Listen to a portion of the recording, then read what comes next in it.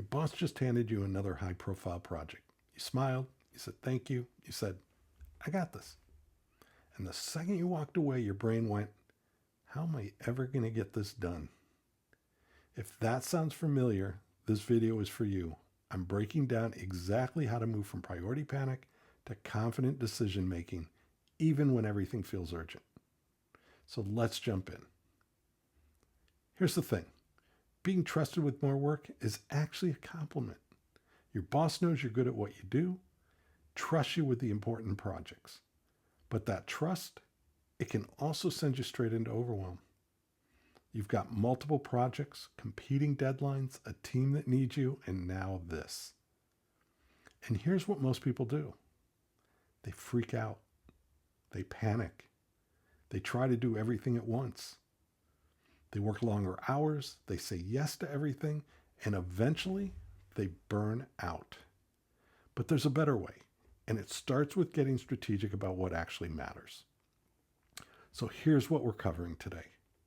First, how to get everything out of your head and actually see what's on your plate.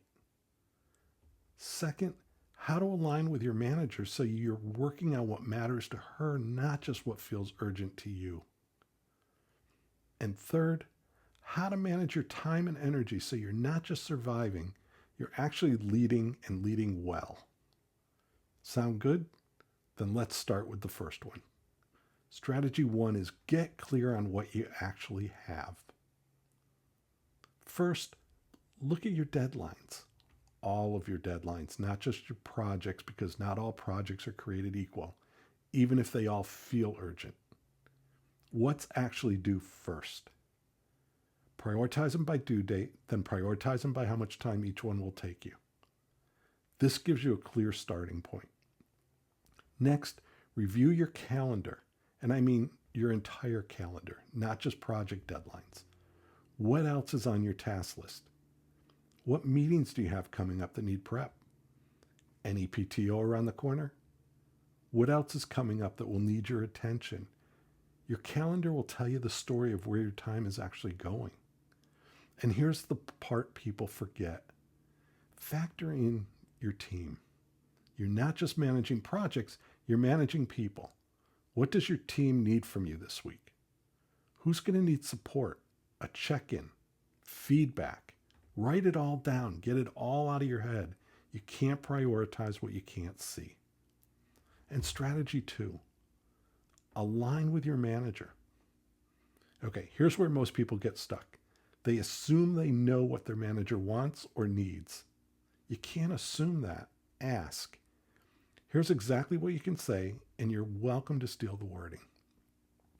I have a lot on my plate, and I really appreciate you trusting me with this latest project, but I could use some help prioritizing what's most important to you, especially since several of these have overlapping deadlines. That's it. You're not admitting defeat. You're not complaining. You're not whining. You're being strategic.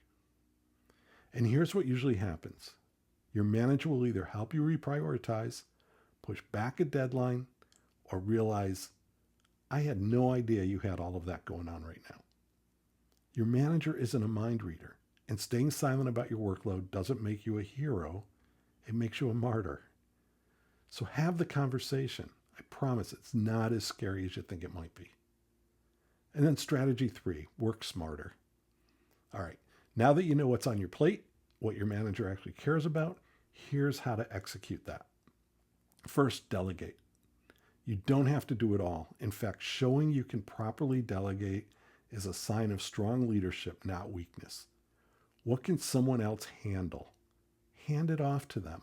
Provide that person with clear instructions on how you would like it done, and follow up with them to make sure that they can meet the deadline. Remember, meeting the ultimate deadline is still your responsibility. Second, tackle the hard stuff first. There's a reason that eat that frog is a thing. Get your most difficult task done at first thing in the morning when your energy's the highest.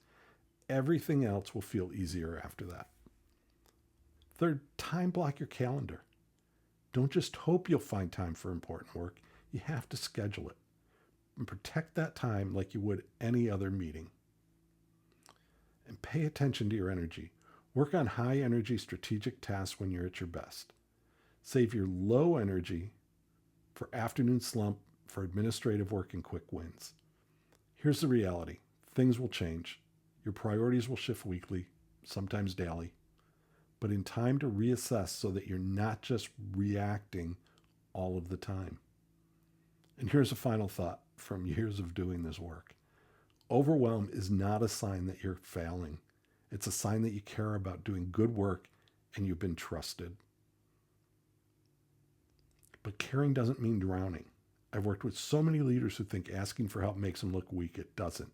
It makes you look resourceful, and it makes you look human.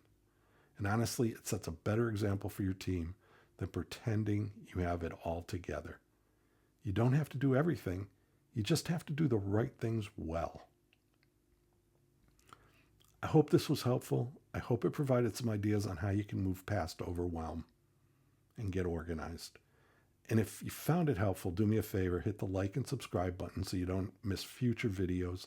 I'm going to be dropping new leadership strategies every Wednesday. And if you're feeling stuck right now and need help cutting through the overwhelm, I've got something for you. My Feeling Stuck at Work, a 3-question reset. It's a quick exercise that will help you figure out what actually matters when everything else is feeling urgent. The link is in the description below. Grab it, use it, and let me know how it goes. Thanks for watching. Now go prioritize like the leader that you are.